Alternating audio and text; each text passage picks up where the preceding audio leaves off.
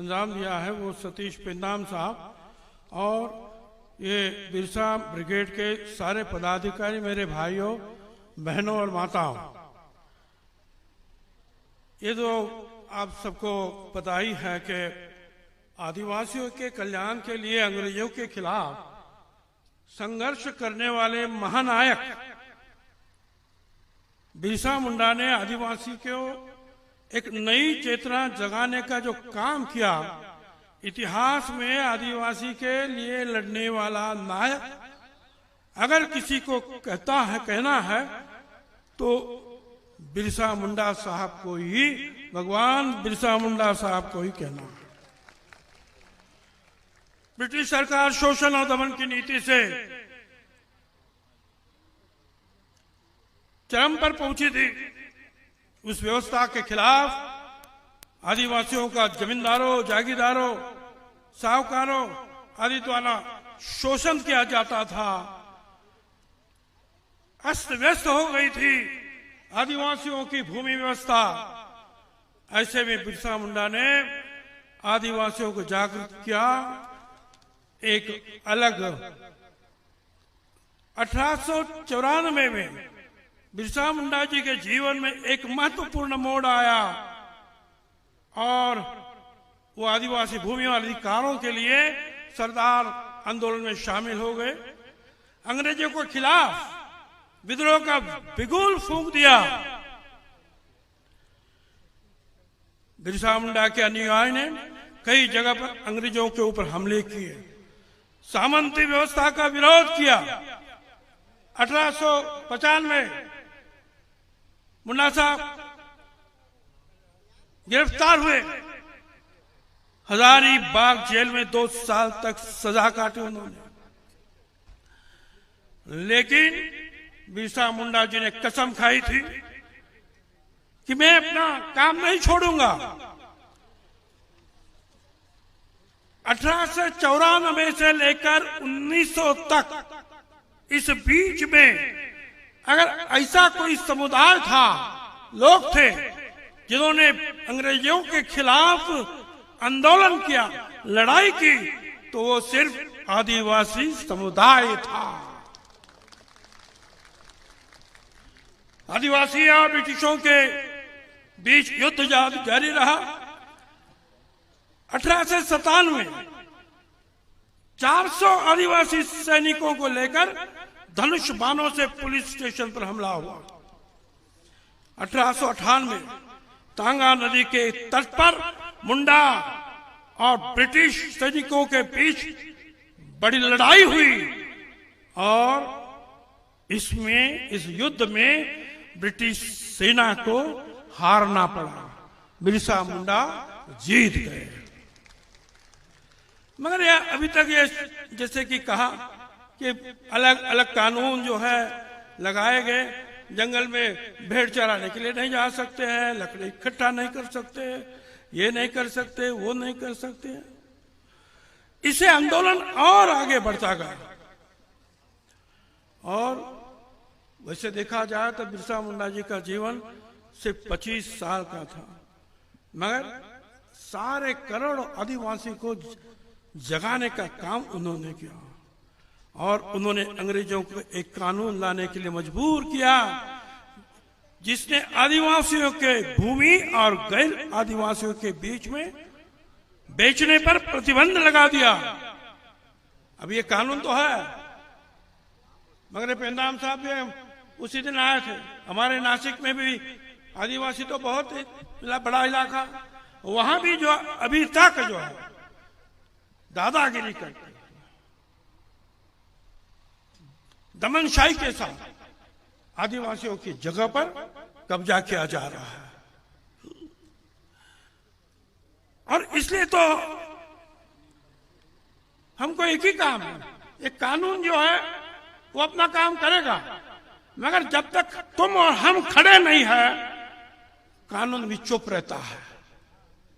आपकी जगह जा रही है। आज आपको पता है, सबको पता है कि वन संपदा का अधिक से अधिक ज्ञान अगर किसको है, आदिवासी समाज को है। पौधों का ज्ञान आपको है, उनको संरक्षित कैसे करना आपको है। आपके त्योहार, उत्सव, सारे रीति रिवाज बिना प्रकृति को नुकसान पहुंचाए मनाए जाते हैं। कोई तकलीफ किसको नहीं होती है। साहूकारों, ठेकेदारों, दलालों ने आदिवासी की अशिक्षा, अज्ञानता का, कमजोरी का फायदा अभी तक उठाया है। इसके परिणाम स्वरूप गरीबी, बेघर, पलायन, कुपोषण, बाल मृत्यु बढ़ रहे हैं। इस देश के भलाई के लिए बड़े बड़े बांध बनाए गए, मगर जमीन छोड़नी पड़ी आदिवासियों को। बांध बनते आज भी है, जमीन जाती है, आदिवासी निकाले जाते हैं। ज्यादा से ज्यादा कीमत अगर किसने चुकाई है तो आदिवासियों ने चुकाई। 90% कोयले की खदानें और दूसरे भी 50% दूसरे खनिज जो है, कहां है वो खदानें? आदिवासी क्षेत्रों में है। वो खदानें बनते जाएंगे, आदिवासी को निकाला जा रहा है।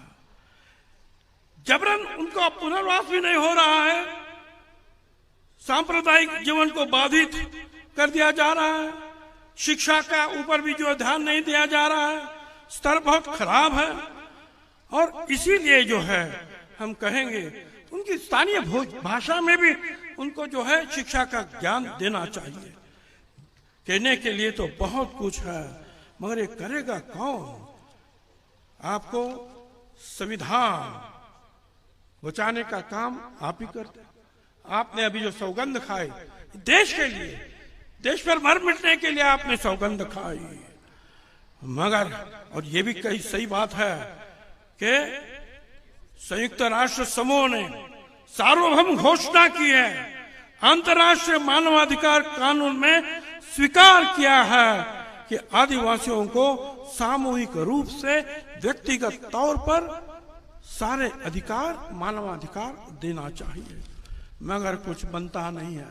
और बनेगा कैसे साहब? ये जो बनाने वाले हैं आजकल, ये तो तुम्हें वनवासी कहते हैं। उनको कहो कि भाई वनवासी तुम हो, हम आदिवासी हैं। हम आदिवासी हैं, हम वनवासी नहीं है। आदिवासी के सवाल है, ओबीसी के सवाल है, दलितों के सवाल है, पिछड़ों के सवाल है। महंगाई कितनी बढ़ती जा रही भाई। जिस चीज को हाथ लगाओ उसके ऊपर टैक्स लगा। आपने कपड़ा पहना, टैक्स है। जूते पहने, आपके टैक्स है। दूध के ऊपर टैक्स है, दही के ऊपर टैक्स है, गेहूं के आटे के ऊपर टैक्स है। कहां टैक्स नहीं है?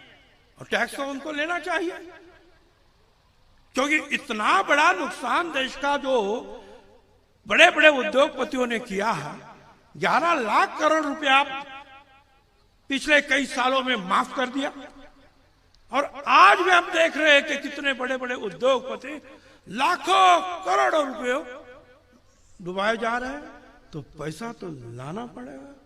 कहां से लाएंगे? आपसे लाएंगे। आपके हर चीज के ऊपर टैक्स लगाएंगे, और फिर वो जो नुकसान जो है उसकी भरपाई करेंगे। ये क्या हो रहा है? एक मेरे को चुटकुला याद आया, मैंने कहना चाहूंगा कि एक बात ऐसी आई कि एक घर में चोरी हो गई। 5-6 लोग थे, सोए हुए थे, और उसमें एक जवान भी था जो 20-21 साल का था, 20-22 साल का। चोर आया, उसने सारे कपड़ खोले, सोना चांदी ये वो जो मिला वो लेकर चला गया। पुलिस कंप्लेंट हुई। पुलिस ने पूछा, भाई किसने देखा नहीं क्या? तो वो जवान था, उसने बोला हाँ हाँ मैंने देखा, क्योंकि मैं सोया नहीं था। अरे तू सोया नहीं था तो फिर तूने चिल्लाया क्यों नहीं है? तो बोला साहब आजकल चोर चोर अगर कहते हैं तो 2 साल की सजा होती है। घर से निकाला जा रहा है, इसलिए हम चुप बैठे। हमने कहा नहीं, कुछ करना नहीं, सिर्फ देखना है। अरे भाई, ये सब होने के बाद अब कहते हैं कि भाई ये ओबीसी के जो है खिलाफ है। अब क्या ओबीसी के खिलाफ है? ये नीरव मोदी, ये कौन है? जैन है। ललित मोदी मारवाड़ी है। पूर्णेश मोदी बनिया है। वो तो वो रूसी मोदी और पिल्लू मोदी हो गए, वो तो पारसी थे। मैंने जो है गुजरात के ओबीसी की सारी लिस्ट मेरे पास है। इसमें कहीं भी जो है मोदी नाम की जात नहीं है भाई।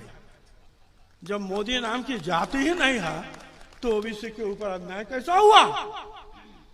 मोदी तो एक सरनेम है। जैसे गायकवाड़ होता है, मराठों में होता है, दलितों में होता है, ओबीसी में होता है, सरनेम। मगर सच्चाई को छुपाने के लिए ये ओबीसी के खिलाफ लोग बोल रहे हैं और ओबीसी का आंदोलन छेड़ रहे हैं। इतना आपको ओबीसी के बारे में ये इतना प्रेम है तो मैं उनसे पूछना चाहता हूं कि भारत सरकार में सारे 90 सेक्रेटरीज है, एक भी ओबीसी नहीं है। एक शेड्यूल कास्ट है, 2 शेड्यूल ट्राइब है, ओबीसी एक भी नहीं। बनाओ ना ओबीसी। और इतना ही नहीं, ओबीसी के आरक्षण के ऊपर रोकने के लिए सुप्रीम कोर्ट में कौन गए थे? बीजेपी के कार्यकर्ता गए थे, राहुल वाघ, विकास गौरी। और उन्होंने पहले महाराष्ट्र के खिलाफ, सरकार के खिलाफ रखा कि इन्होंने जो है एम्पिरिकल डाटा नहीं जमा कर दिया, रोको इनका आरक्षण। हमको समय भी नहीं दिया गया, बारिश था। उसके बावजूद जो है कई नगर पालिका, कई स्थानीय जो लोकाधिकार समिति, जो जैसे कि ग्राम पंचायत है, ये है, उसके इलेक्शन बिना ओबीसी के हो गए। हमारा हो गया तो आपके मध्य प्रदेश का जो है इलेक्शन आया। अब हमको जो कानून हमारे को डुबाने के लिए बनाया था, मतलब जो केस बनाई थी, अब वो भी मध्य प्रदेश के बीच में आई, तो मध्य प्रदेश को कहा गया कि जो महाराष्ट्र का कानून वो तुम्हारा कानून। फिर जाके जो है आपके मुख्यमंत्री दिल्ली में गए, फिर कुछ चक्कर चला, फिर कुछ जो है जमा किया कुछ मालूमात, और फिर आरक्षण जो है कुछ मिला, पूरा नहीं मिला। फिर हमको भी मिला। अभी यूपी उत्तर प्रदेश वो भी खतरे में आया। तो सारे देश के ओबीसी का आरक्षण खतरे में लाने का काम बीजेपी के कार्यकर्ताओं ने किया। हमें सिर्फ राजकारण के लिए आरक्षण नहीं चाहिए। जैसे दलित आदिवासियों के लिए केंद्र से लेकर राज्य तक फंड्स आते हैं, ओबीसी के लिए भी आए। वो भी तो गरीब है, इसलिए सारा काम चालू था। मगर ये जो है सबके देश में, सब पूरे देश में ओबीसी के खिलाफ सारी बातें। आजकल तो क्या कहा है कि जो भी है बेचा जा रहा है, बेचा जा रहा है, बेचा जा रहा है। इतने सालों में जो है बोलते 2014 में, उसके पहले कुछ नहीं हुआ था, उसके बाद में कुछ हुआ। आदिवासियों के लिए कुछ कहे तो बोलेंगे ये नक्सलवादी है, नक्सलाइट का सिक्का लगा देंगे, चुप करेंगे। किसी भी समुदाय, पिछड़े समुदाय के बारे में कोई कुछ कहेगा उसको चुप कर दिया जाएगा। और आज तो आज इतनी सारी जो है कंपनियां, फैक्ट्रीज, उद्योग कांग्रेस गवर्नमेंट ने शुरू कर दी। जवाहरलाल नेहरू ने साहब ने 33, लाल बहादुर 5, इंदिरा जी 66, ऐसे सारे जो राजीव गांधी 16, विश्वनाथ प्रताप सिंह 14, नरसिंह राव 14, सारे लोगों ने तैयार किया। आज के हमारे प्यारे प्रधानमंत्री ने एक भी उद्योग कंपनी शुरू नहीं की। जो बनाया 23 कंपनियां बेच दी, एयरपोर्ट बेच दिया, खदाने बेच दिए, बंदरगाह बेच दिए, ये झोपड़पट्टियों का निर्माण करना उनको बेच दिए। जो रास्ते बनाए भाई तुम ही करो, जो करना है तुम ही करो, उनके दोस्त के लिए करो, मित्र के लिए। भाई करो, हमको क्या है। मगर कहा फिर उसमें आरक्षण कहा है तुमको? अगर सब बेचा गया तो आरक्षण खत्म, कहां आरक्षण? तो इसलिए तुमको, हमको, सबको जो है आजकल एक ही काम चला है, दंगे भड़काना, किसी के नाम से, धर्म के ऊपर से कुछ न कुछ शुरू करना, लड़ाइयां आपस में। तुम लड़ो, हम कपड़ा संभालते हैं, राज करते हैं। मैं आपको चाहूंगा, कहना चाहूंगा, इनाम सामने एक अच्छी शक्ति निर्माण किया है। वो शक्ति है आदिवासी जनता की शक्ति, ओबीसी की शक्ति, दलितों की शक्ति, पिछड़ों की शक्ति। वो सारी शक्ति जो है एक होनी चाहिए और एक होकर डटकर मुकाबला करना चाहिए जो देश के खिलाफ काम कर रहे हैं। डटकर मुकाबला करना चाहिए जो हमारी जुबान बंद करना चाहते हैं। अगर जुबान खोलते हैं तो ईडी आई, बीडी आई, ये आया, वो आया। उन सब के लिए अगर लड़ना है तो एक साथ होकर लड़ना चाहिए, लड़ना होगा। और इसके लिए आपस के सारे झगड़े जो है दूर रखना होगा। मैं पेंदाम साहब और आप सबको बहुत बहुत धन्यवाद देता हूं। और ये आपका ऑर्गेनाइजेशन जो है और बलवान बने और देश के जो गरीबों की रक्षा के लिए खड़े हो जाए। धन्यवाद। जय हिंद, जय ज्योति, जय क्रांति, जय बिरसा मुंडा जी।